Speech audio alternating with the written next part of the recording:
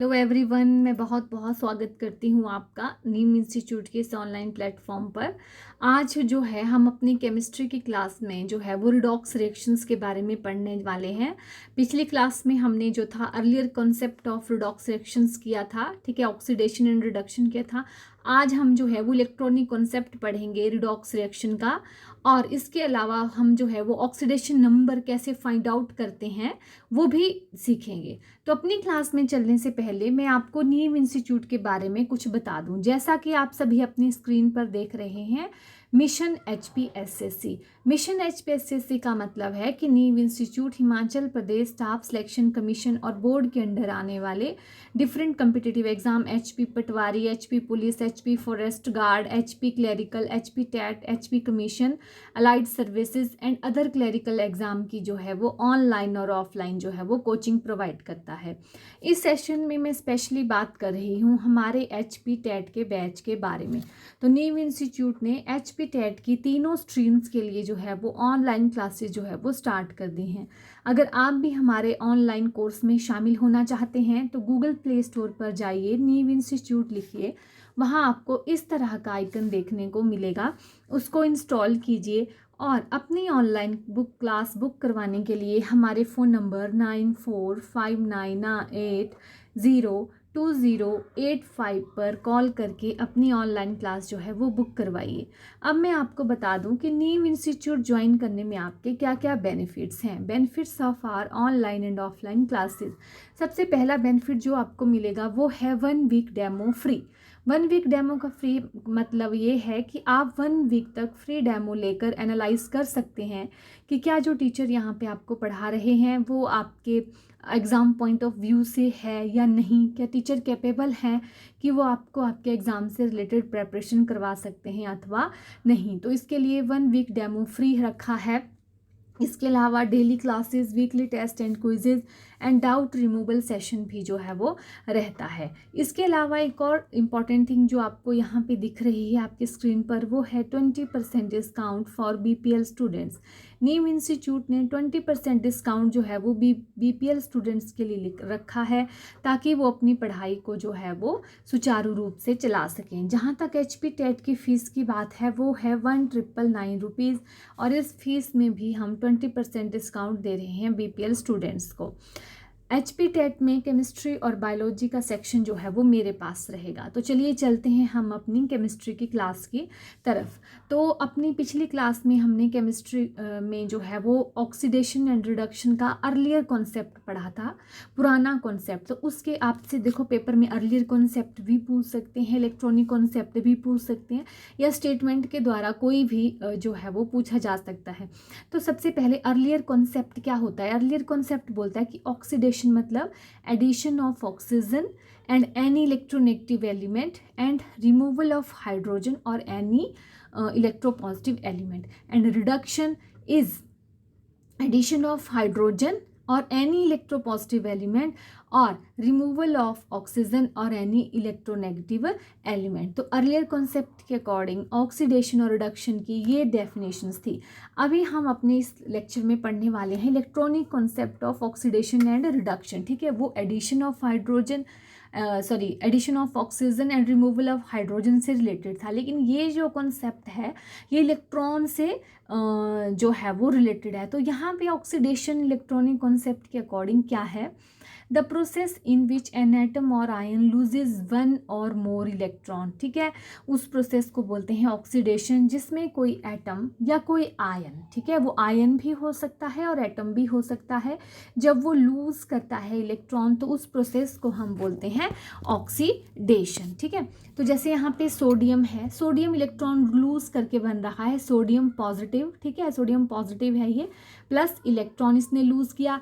Iron जो है, ठीक है, आयरन अगर आयरन जो है वो आयरन पॉजिटिव भी बन सकता है, आयरन 2 पॉजिटिव कोई आयन है, हम मान के चलें कि आयरन 2 पॉजिटिव है, मतलब उसने 2 इलेक्ट्रॉन लूज किए हैं, तो वो एक और भी कर सकता है, Fe3 पॉजिटिव भी बन सकता है 1 इलेक्ट्रॉन लूज करके। तो ऑक्सीडेशन जनरली ये प्रोसेस है जब कोई एटम लूज करता है 1 और मोर इलेक्ट्रॉन, ठीक है।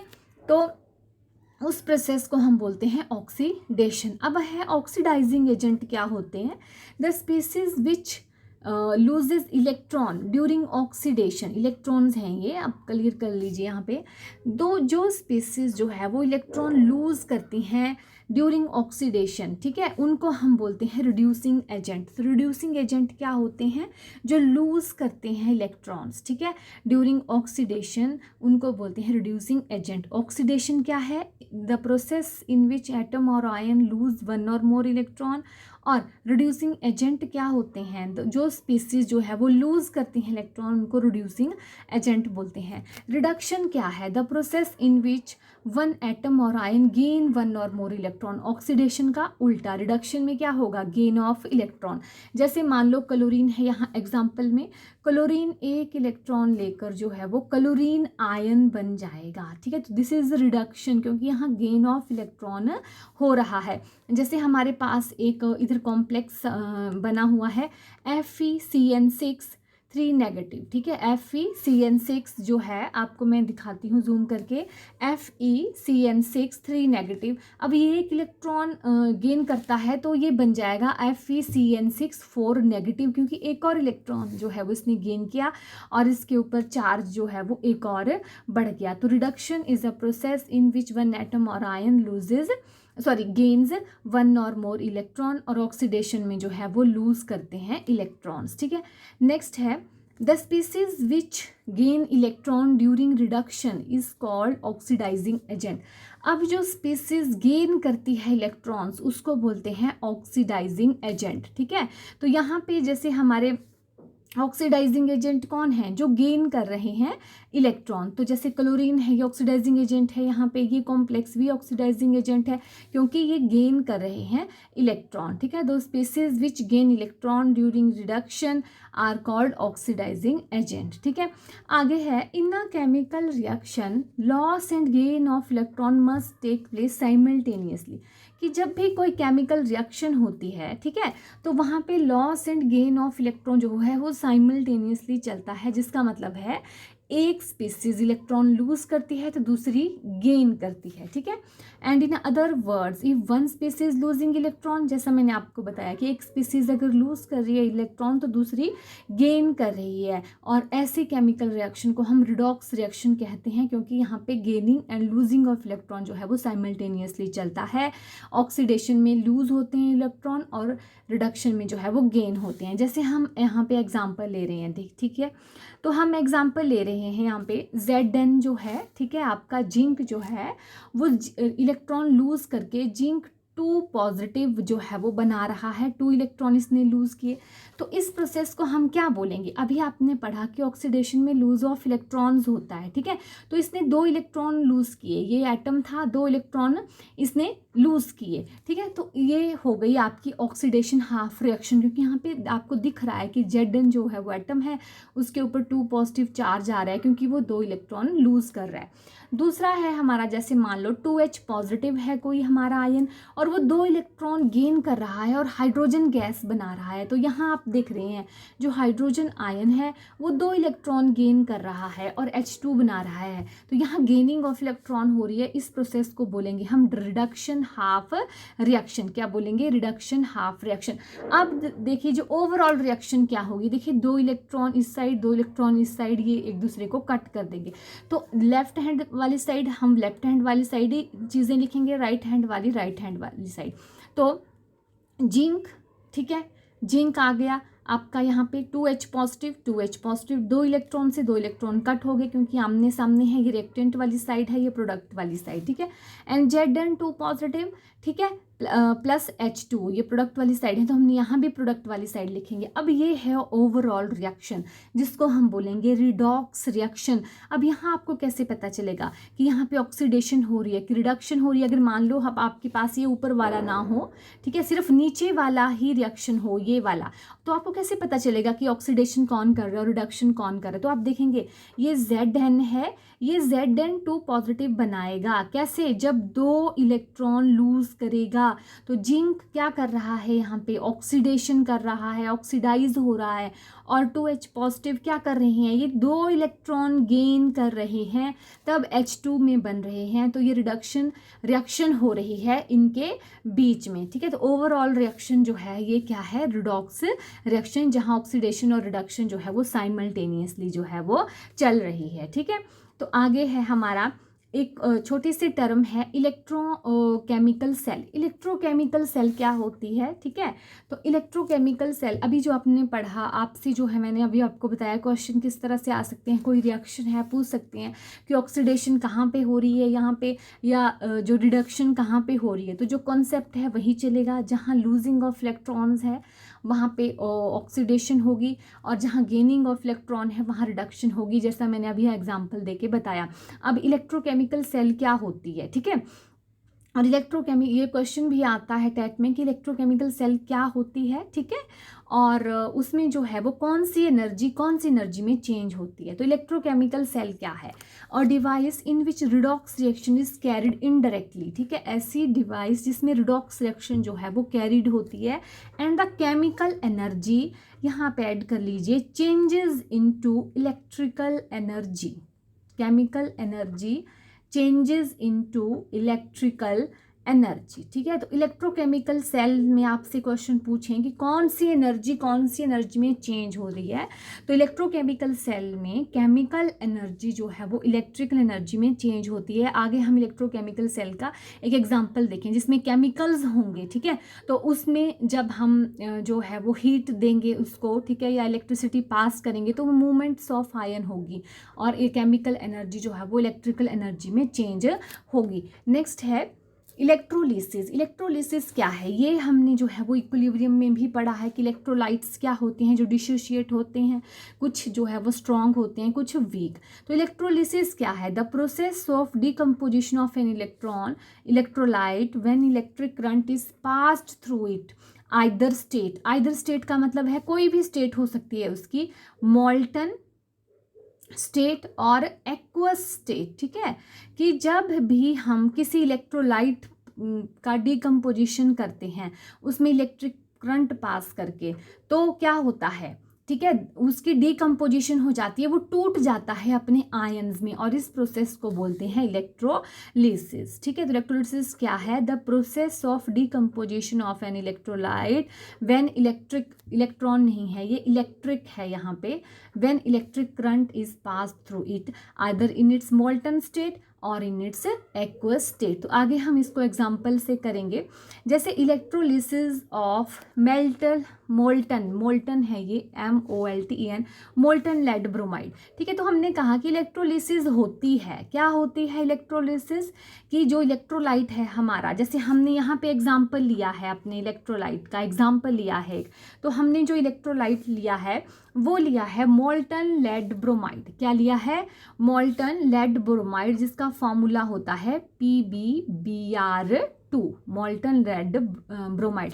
तो इलेक्ट्रोलिसिस क्या है, देखिए जब हम इसका सोल्यूशन बनाते हैं, जो यहाँ पे वाटर बनाया गया है ये सोल्यूशन है, तो यहाँ पे लिखा है मोल्टन लेड ब्रोमाइड, ठीक है। तो जब हम ऐसा इसका सोल्यूशन बनाते हैं, इसको हीट देते हैं, और यहाँ पे जो है वो 2 इलेक्ट्रोड जो है हम यहाँ पे रखते हैं ग्रेफाइट के। एक को हमने जो नाम दिया है वो दिया है कैथोड, और कैथोड पे आपको पता है नेगेटिव चार्ज होता है, और दूसरा जो है उस पे हमने उस ग्रेफाइट इलेक्ट्रोड को हमने एनोड रखा है, एनोड पे पॉजिटिव चार्ज होता है, ठीक है। तो जब हम इसकी डिकम्पोजिशन करते हैं, मतलब जब हम इसमें हीट या इलेक्ट्रिक करंट पास करते हैं, तो डिकम्पोजिशन हो जाती है किसकी, PbBr2 की, और PbBr2 जो है वो डिकम्पोजिशन हो जाती है, मतलब ब्रेक डाउन होता है। अब हम रिएक्शन से देखेंगे कि वो कैसे ब्रेक डाउन हुआ, कि ये हमारे पास एक इलेक्ट्रोलिसिस का एग्जाम्पल था। तो अब हम देखेंगे कि वो कैसे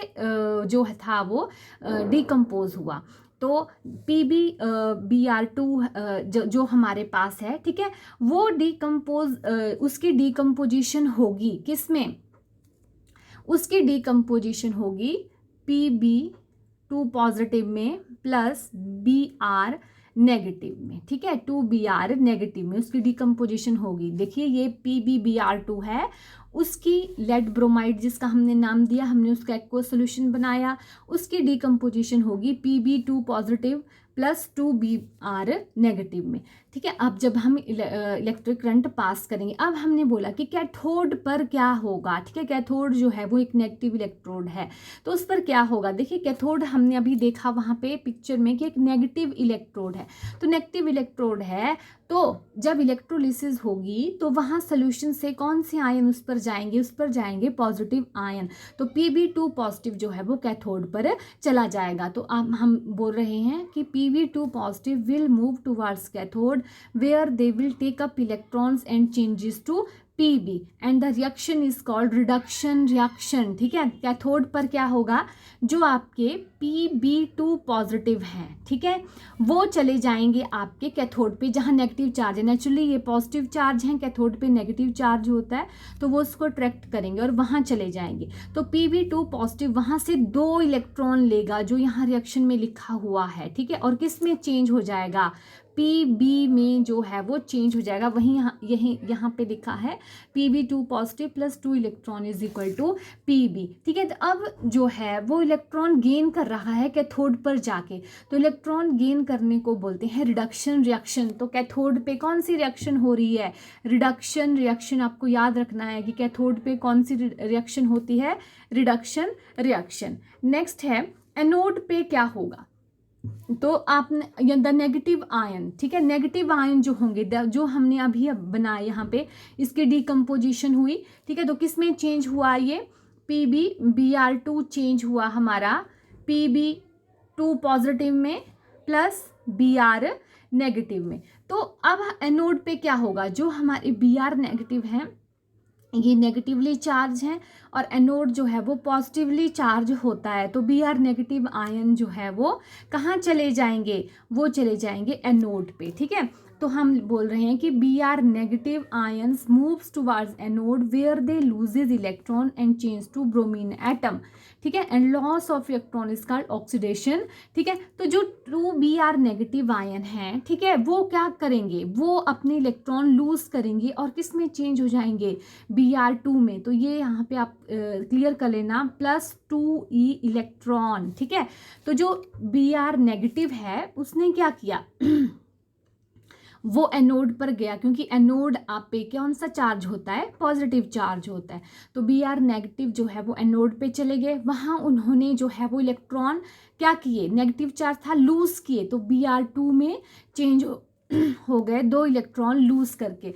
तो एनोड पे क्या हो रहा है, लूजिंग ऑफ इलेक्ट्रॉन्स हो रहा है। तो लूज ऑफ इलेक्ट्रॉन जो है वो ऑक्सीडेशन प्रोसेस होती है, जिससे आपको पता चल रहा है कि ऑक्सीडेशन कहाँ होती है, एनोड पर। ठीक है, और रिडक्शन कहाँ होती है, कैथोड पर। तो ओवरऑल रिएक्शन यहाँ पे बन गई कि जो आपके Pb2 पॉजिटिव थे प्लस 2Br नेगेटिव थे वो चेंज हो गए Pb प्लस Br2 में। ठीक है, तो अब ये बोलता है कि reduction takes place at cathode. जो रिडक्शन होती है, आपने याद रखना है, क्वेश्चन पूछा जाता है एग्जाम में कि जो रिडक्शन रिएक्शन है वो कैथोड पर होती है। ठीक है, और जो है उसको हम रिडक्शन रिएक्शन बोलते हैं। जो प्रोसेस है रिडक्शन की वो कैथोड पर होती है और उसको हम रिडक्शन रिएक्शन बोलते हैं।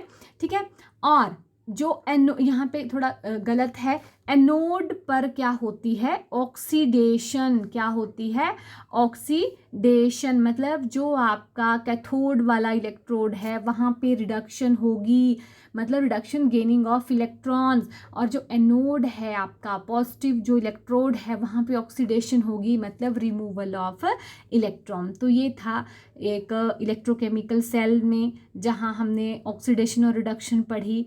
ठीक है, एनोड पे ऑक्सीडेशन होती है और कैथोड पे रिडक्शन होती है। नेक्स्ट है ऑक्सीडेशन नंबर, कि हम किसी रिएक्शन में हमें पर्टिकुलर एलिमेंट का ऑक्सीडेशन नंबर बोलें तो हम उसको कैसे फाइंड आउट करेंगे। तो ऑक्सीडेशन नंबर क्या है, it is the charge assign to an atom of a molecule or ion according to some arbitrary rules. It is not the actual charge but the apparent charge. ठीक है, oxidation number का मतलब है कि हम कुछ रूल के according जो है वो एलिमेंट्स की जो है वो ऑक्सीडेशन स्टेट लिखते हैं। तो आइए देखते हैं हम कैसे लिखते हैं। तो सबसे पहले तो आपको रूल्स पता होना चाहिए कि कैसे लिखेंगे, ठीक है। तो सबसे पहला रूल है the oxidation number of an element in its elementary form is zero. जब भी कोई एलिमेंट आपको एलिमेंट्री फॉर्म में मिलेगा कि जिस तरह से वो पाया जाता है, तो उसका ऑक्सीडेशन नंबर होगा ज़ीरो। जैसे H2 ऐसे ही मिलती है ना आपको मॉलिक्यूल की फॉर्म में O2, ठीक है, Cl2p5s8 सल्फरेट, आयरन है आपका, सिल्वर है, इन सब की ऑक्सीडेशन स्टेट जो है वो ज़ीरो है। मतलब जो एलिमेंट अपनी एलिमेंट्री फॉर्म में होगा, जैसे मिलता है वो वैसे ही होगा, ठीक है। तो वो जो है उसका ऑक्सीडेशन नंबर जो है हम ज़ीरो मान के चलेंगे, ठीक है। आगे है नेक्स्ट रूल क्या है, in a single monatomic ion the oxidation number of the atom is the same है, ये यहाँ पे 3 नहीं है, is the same as the charge on the ion. अगर सिंगल कोई मोनोटॉमिक आयन है, ठीक है, तो उसका ऑक्सीडेशन नंबर क्या होगा, जो उस पर चार्ज है, जैसे मान लो Cl नेगेटिव लिखा है, तो उसको ऑक्सीडेशन नंबर हम -1 करेंगे क्योंकि उसके ऊपर -1 चार्ज है, ठीक है। जैसे हमारे पास होगा अगर कैल्शियम 2 पॉजिटिव, तो उसका हम ऑक्सीडेशन नंबर 2 पॉजिटिव लिखेंगे क्योंकि उसके ऊपर 2 पॉजिटिव चार्ज है। नेक्स्ट है in compounds the oxidation number of hydrogen is +1, ठीक है। जब हाइड्रोजन के कंपाउंड्स होंगे तो वहाँ पे हम हाइड्रोजन का ऑक्सीडेशन नंबर +1 लेंगे। However when it is bonded to active metals in binary compounds, ठीक है, मतलब नॉर्मल जब कंपाउंड्स होंगे हाइड्रोजन के, ठीक है, जैसे H2S से है, H2SO4 है, तो हम उसका ऑक्सीडेशन नंबर लेंगे +1। लेकिन जब वो एक्टिव मेटल्स जो हमारी एल्कली मेटल्स और एल्कलाइन होती हैं, अगर वो उनके साथ बाउंड होगा, ठीक है, जैसे सोडियम लिखा है, सोडियम हाइड्रोजन है यहाँ पे, पोटाशियम हाइड्राइड है, मैग्नीशियम मैग्नीशियम हाइड्राइड है, कैल्शियम हाइड्राइड है, तो वहाँ पे हम ऑक्सीडेशन नंबर ऑफ हाइड्रोजन -1 लेते हैं। इसका मतलब है कि जो द कंपाउंड्स जिनमें जो है वो हाइड्रोजन प्रेजेंट होता है, जैसे हमारे पास H2S है, ठीक है, हाइड्रोजन सल्फाइड गैस है, H2SO4 है, HCl है, तो वहाँ पे ऐसी जगह पे ऐसे कंपाउंड्स में हम ऑक्सीडेशन नंबर ऑफ हाइड्रोजन 1 लेंगे। लेकिन जब हाइड्रोजन एक्टिव मेटल्स जिनके हमने एग्जांपल लिखे हैं मैक्सिमम कौन होंगी, alkali and alkaline earth metals, उनके साथ अगर हाइड्रोजन प्रेजेंट है तो वहाँ उसका ऑक्सीडेशन नंबर हम -1 लेंगे। तो आपको रूल एज इट इज़ याद करने पड़ेंगे, तभी आप ऑक्सीडेशन नंबर असाइन कर सकते हैं। नेक्स्ट है the oxidation number of oxygen is -2। Oxygen का जनरली होता है -2 क्योंकि इसके जो आउटर मोस्ट शेल है इसमें 6 इलेक्ट्रॉन होते हैं और ये 2 इलेक्ट्रॉन लेके अपना ऑक्टेट पूरा करता है। तो ऑक्सीडेशन नंबर ऑफ ऑक्सीजन होता है -2, ठीक है, लेकिन इसकी पर ऑक्साइड में फॉर्म में जो है ये होता है -1। तो पर ऑक्साइड फॉर्म जैसे H2O2, तो अगर H2O2 हमारे पास आता है तो ऐसे जनरली अदर कंपाउंड्स में हम ऑक्सीजन का -2 लेके चलते हैं, लेकिन जब ये परऑक्साइड में होगा, जैसे एग्जांपल दिए हैं 2 परऑक्साइड के Na2O2 एंड H2O2, ठीक है, sodium peroxide and hydrogen peroxide, ठीक है। तो यहाँ पे हम अगर ऑक्सीजन परऑक्साइड की फॉर्म में होगा तो हम उसका ऑक्सीडेशन नंबर -1 लेंगे, ठीक है, लेकिन अदर कंपाउंड्स में उसका -2 लेंगे। और एक और चीज़ है ऑक्सीजन के बारे में कि जब ये सुपर ऑक्साइड की फॉर्म में होगा, सुपर ऑक्साइड के भी यहाँ पे एग्जाम्पल लिखे गए हैं, ये KO2RbO2, ठीक है, तो हम वहाँ पे उसकी ऑक्सीडेशन नंबर हाफ लेंगे। समझ गए कि जब वो सिंपल कंपाउंड में प्रेजेंट होगा ऑक्सीजन तो हम उसकी ऑक्सीडेशन स्टेट -2 लेंगे। जब पर ऑक्साइड में हम होगा वो, जैसे H2O2 होगा या Na2O2 होगा, तो उसकी ऑक्सीडेशन स्टेट -1 लेंगे। और सुपर ऑक्साइड की फॉर्म में होगा तो उसकी ऑक्सीडेशन स्टेट हम -1/2 लेंगे। तो यहाँ एग्जाम्पल भी लिखे हैं पर ऑक्साइड के एंड सुपर ऑक्साइड के, ठीक है। और एक पर्टिकुलर केस है कि OF2 जहाँ पे होगा, OF2 वहाँ पे हम ऑक्सीडेशन स्टेट जो है वो ऑक्सीजन की +2 लेंगे अगर कोई हमारे पास OF2 कंपाउंड है, ठीक है। आगे है in neutral molecule the sum of oxidation number of all the atoms is 0। अब ये भी टेट के एग्जाम में क्वेश्चन आया था कि जो न्यूट्रल मॉलिक्यूल्स हैं, कोई न्यूट्रल मॉलिक्यूल है हमारे पास, तो sum of all the oxidation number जो होगा वो ज़ीरो होगा। और जो भी एलिमेंट हमारा हमने फर्स्ट रूल में पढ़ा एलिमेंट्री फॉर्म में होगा तो वहाँ भी ऑक्सीडेशन नंबर जो है वो ज़ीरो होगा। और एल्कली मेटल्स के लिए ऑक्सीडेशन नंबर +1 होता है और एल्केलाइन के लिए +2 होता है। आपने याद रखना है, एल्कली मेटल्स के लिए ऑक्सीडेशन नंबर +1 एंड एल्केलाइन के लिए +2। अब हम देखते हैं कि जैसे मान लो हमने H2SO4 कंपाउंड है हमारा और हमने सल्फ़र का इसमें पूछा गया है कि सल्फ़र का क्या होगा यहाँ पे जो है वो ऑक्सीडेशन नंबर। तो आपको देखिए, जिसका आपसे पूछा गया है उसको आपको S मानना है, ठीक है। तो अगर हम H2 की बात करें तो H2 हाइड्रोजन का आपको पता है +1 होता है, ठीक है। जनरली सभी कंपाउंड्स में मैंने बताया +1 होता है, लेकिन एक्टिव मेटल्स के साथ जब ये होता है तभी इसका जो है वो अदर होता है, ठीक है, -1 होता है। तो मैं यहाँ बताऊँ कि यहाँ ये कंपाउंड की फॉर्म में और H2 की ऑक्सीडेशन स्टेट है +1। हमने S को माना X और ऑक्सीजन हमें पता है -2, ठीक है। तो अब हम जो ऑक्सीडेशन स्टेट है उसमें जितने नंबर ऑफ मोल्स हैं उनसे इनटू करेंगे। जैसे हाइड्रोजन 2 है हमारे पास, 2 लिख दिए हमने, उसके ऑक्सीडेशन स्टेट +1। आगे +X प्लस ऑक्सीजन कितने हैं, 4 हैं, और जो ऑक्सीजन स्टेट -4, ठीक है। हम इस तरह से जैसे है वैसे ही लिखेंगे =0, ठीक है। तो अब इनको इनटू करेंगे तो 2 + X, 4 × 2 8, माइनस के आएंगे =0 और 2 उधर चला जाएगा, X +6। तो सल्फर का यहाँ पे ऑक्सीडेशन नंबर आएगा +6। तो इस तरह से जो है वो आप ऑक्सीडेशन नंबर जो है वो डिफरेंट एलिमेंट्स के फाइंड आउट करना सीखेंगे। जैसे हम एक और एग्जांपल लेते हैं, H3PO4 हमारे पास कोई कंपाउंड है, वहाँ आपसे फॉस्फोरस का पूछा गया है, ठीक है।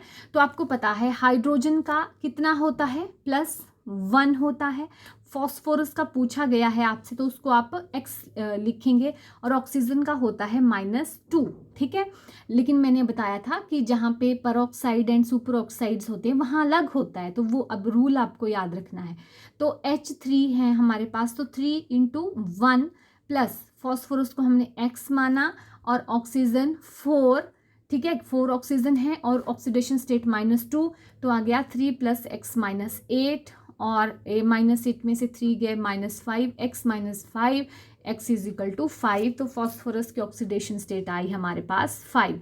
नेक्स्ट एग्जांपल करें हमने क्रोमियम का फाइंड आउट करना है, किसमें, K2Cr2O7। ये भी टेट के एग्जाम में कई बार आया, देखो कोई भी जो है वो कंपाउंड आ सकते हैं, आपको रूल्स पता होना चाहिए, ठीक है। K2Cr2O7।